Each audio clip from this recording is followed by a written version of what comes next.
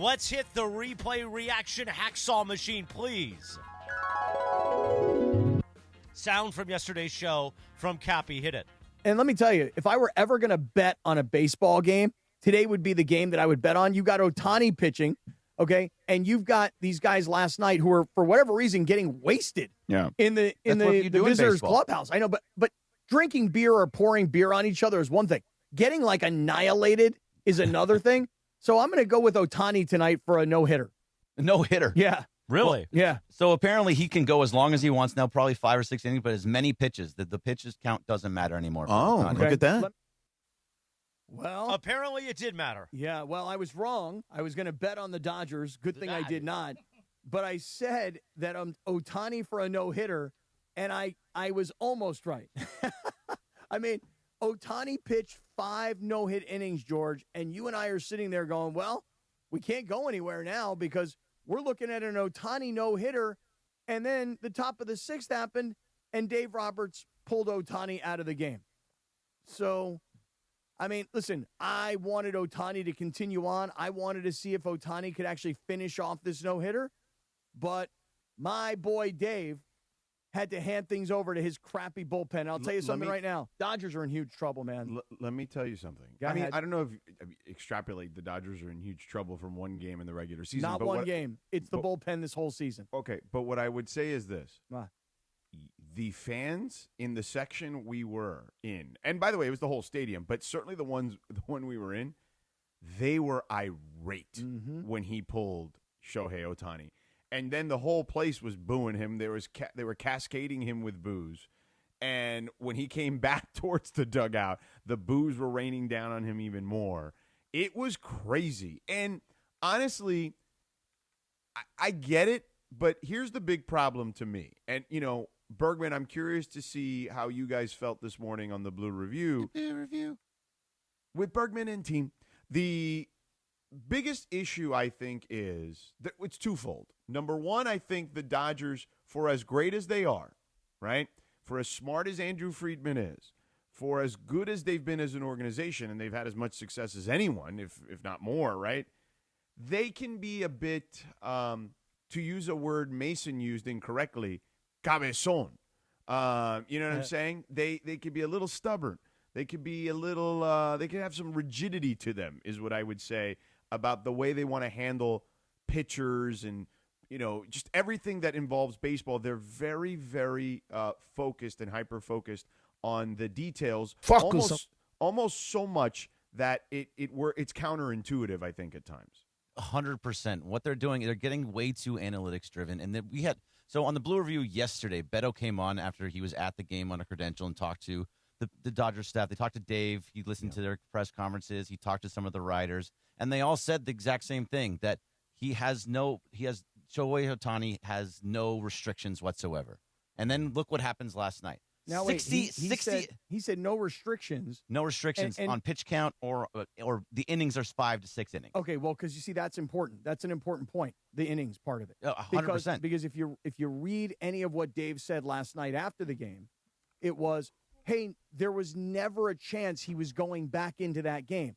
It was 5 innings. It didn't matter how many pitches he had, because he only had, I think it was 68 pitches. So George and I are sitting there. We're looking up at the scoreboard going, hey, he's got a no-hitter.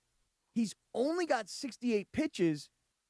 Let him keep going. Yeah, so it's the up and down, I think, that they want to kind of mitigate there. They still be getting him to go up and down and going into the game back and forth is what they're trying to have control over. But it's just ridiculous. 68 pitches. Who cares about the amount of innings? It's the amount of pitches. Let him go as long as he needs to go. It's let him go out there longer. They did it the night before with Emmett Sheehan. He gives up a double, take him out, immediately it gets given up. This bullpen is just too volatile. You have to allow these guys to do what they're meant to do. They are starting pitchers. Let them do their thing. Right. Stop getting too cute. Right, but in the case of Ohtani, again, going back to what Dave Roberts said last night after the game, Ohtani is 2 players.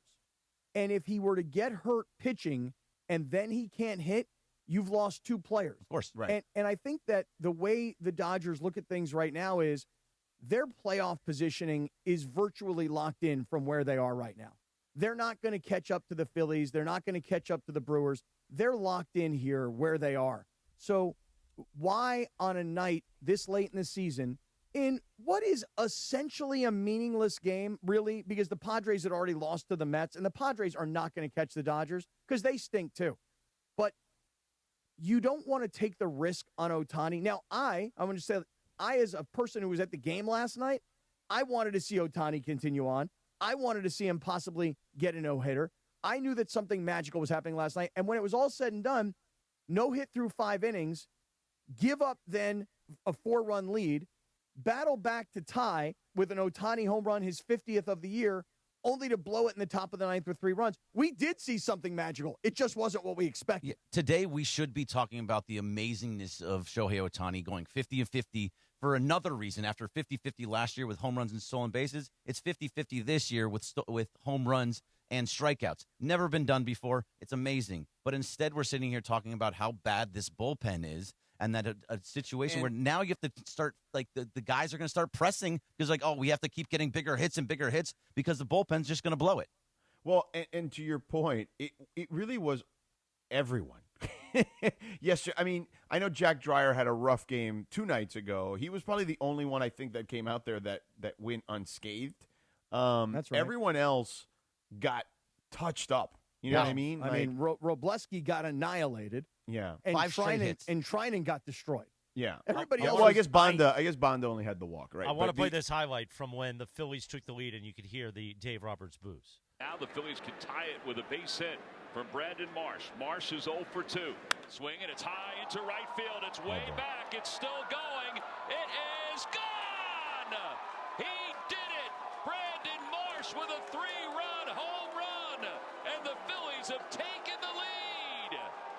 Wow, you talk about making a quick impact after Ohtani's exit, and I mean, just unbelievable at bats here from the Phillies.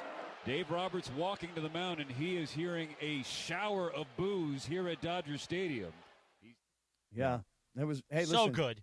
It was so good. But listen, George, you say you're not going to extrapolate that the Dodgers are in trouble based on one regular season game.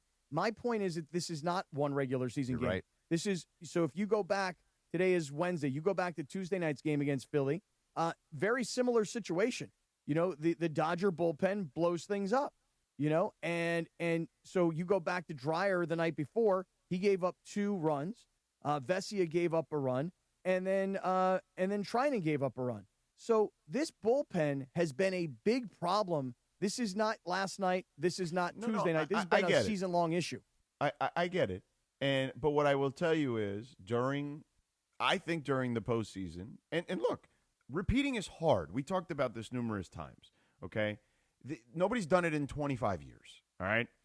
But what I would say is this. During the postseason, my expectation is you're going to see a lot more of the guys who start these games go either have to be forced to go deeper into games, or you're going to see whoever is not, this is my opinion, maybe I'll be wrong, whoever is not in the rotation will be in the bullpen. Well, hold on that thought, because that is where we're talking about an Emmett Sheehan or a Clayton Kershaw, guys who are starting pitchers who the bullpen is so bad that you say to yourself, okay, I got to make an adjustment here. Would I rather have Kershaw out there, or would I rather have, Dreyer out there? Would I rather have Sheehan out there, or would I rather have Tanner Scott out there? This is where Dave is going to have to make an adjustment if he's willing to make an adjustment. But man, I don't think it's just Dave. I think it's all of them. Well, that is you actually should have said it the other way. It's probably not Dave at all. Probably Andrew Friedman. It's probably Andrew Friedman telling Dave what to do. Well, so that's what my whole piggyback plan is that I've been trying to a piggyback plan. Yeah, I have brought it up on multiple times. So it's Yamamoto goes to has Glasnow covering him. Snell has Kershaw covering him, and then Ohtani has Sheehan covering him. Then you can get through all of that. And when you do that, Glasnow can still start game 4 because that's essentially his bullpen day. And so you can stay away from your bullpen completely. Now, this isn't something that is probably going to happen because you have to use your bullpen.